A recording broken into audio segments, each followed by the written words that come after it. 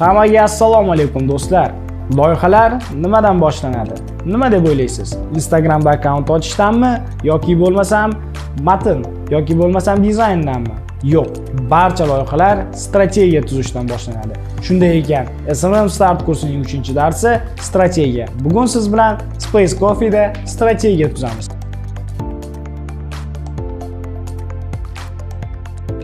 Oddiy bir misol. Siz sayohatga chiqmoqchi bo'lsangiz, birinchi nima qilasiz? Albatta, siz qayerga bormoqchi bo'lganingizni rejalashtirasiz va u yerda qanday ob-havo yoki bo'lmasam qanday borishingizni rejalashtirasiz va qachon degan savolga ham to'g'ri javob topishga harakat qilasiz. SMM da ham xuddi shunday. Ya'ni siz nima uchun, qayerga, qanday, qachon degan savollarga to'g'ri javob bergan holatda loyihalarni boshlashingiz kerak bo'ladi. Marketingda 4P degan narsa bor. Birinchisi product, bu mahsulot. Sizning mahsulotingiz nima? Ikkinchisi bu place, joylashuv qayerda, ya'ni mahsulotingizning joylashuvi. Price, bu narx. Mahsulotingizning narxi qancha va u qaysi segmentga xizmat ko'rsatadi va oxirgisi promotion, reklama. Ko'rib turganingizdek, oxirida, ya'ni promotion qismi oxirida kelmoqda. Shunday ekan, bugun sizlar bilan mana shu 4P ni ko'rib chiqqan holatda loyihalarni qanday boshlash kerakligini aytib o'tamiz. Strategiya bu nima?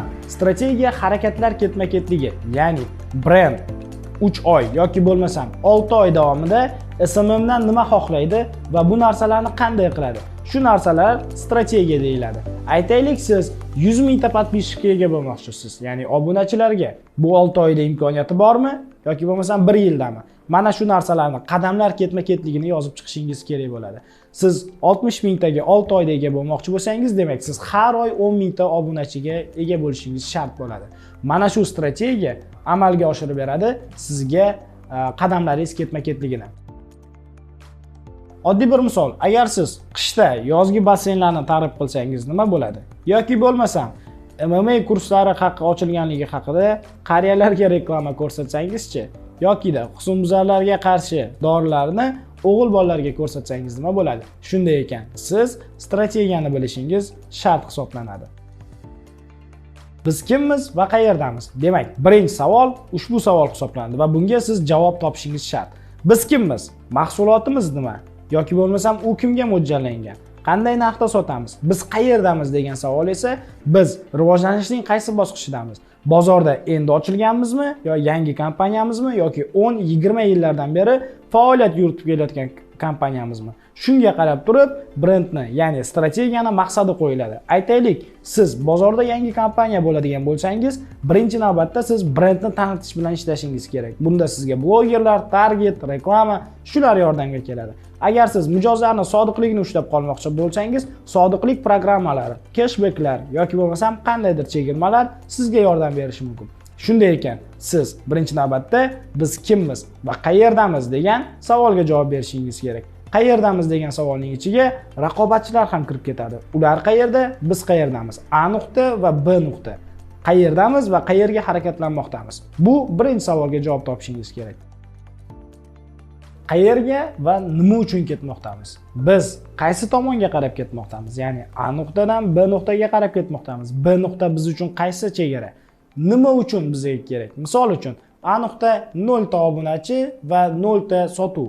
Lekin B nuqtamiz 10 mingta obunachi va 1,5 mingta sotuv bo'ladigan bo'lsa, bizning B nuqtamizga nimaga bizga 10 mingta obunachi kerak? Albatta sotuv qilish uchun. Lekin hozirgi kunda ommalashib ketdi giveawaylarda qatnashish. Ya'ni giveawayda qatnashgan holatda siz 150 ming, 200 ming obunachi qo'lga kirityapsiz, lekin nima uchun degan savolni esdan chiqaryapsiz. Shunday ekan, siz obunachilarni yig'yapsizmi? Bitta savolni o'zingizning miyangizda saqlab qoling. Bu albatta nima uchun? Ya'ni nima uchun menga shuncha obunachi kerak?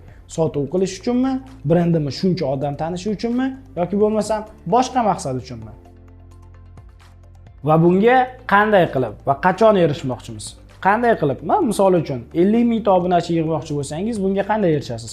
Konkurs qilasizmi yoki bo'lmasam blogerlar bilan ishlaysizmi? Target reklamani kuchaytirasizmi? Albatta bu qanday qilib degan savolga javob bo'la oladi. Lekin yana bir narsa bor. Qachon erishamiz bu narsaga?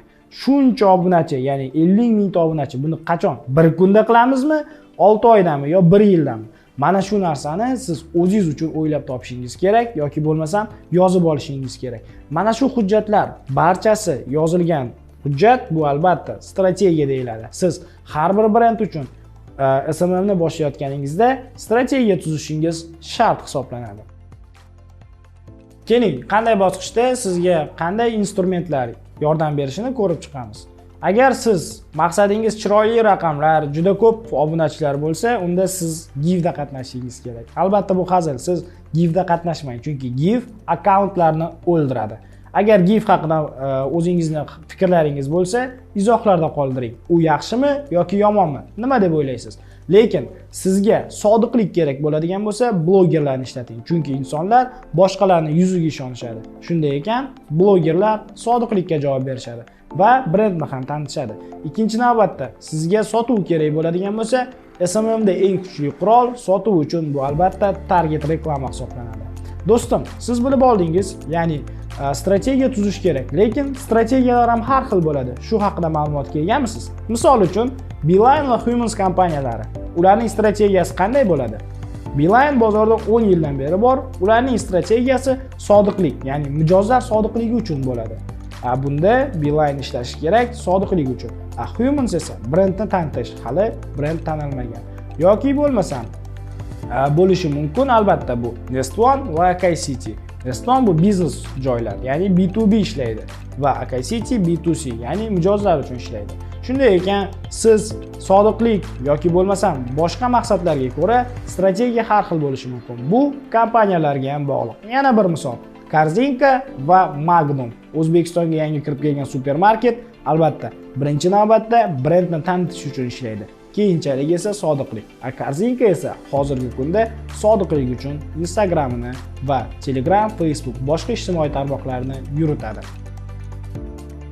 Shunday qilib, biz targ'ib qilish strategiyasi nima ekanligini va SMMda uni qanday qo'llash kerak ekanligini bilib oldik. Agar sizning savollaringiz bo'lsa, izohlarda qoldiring.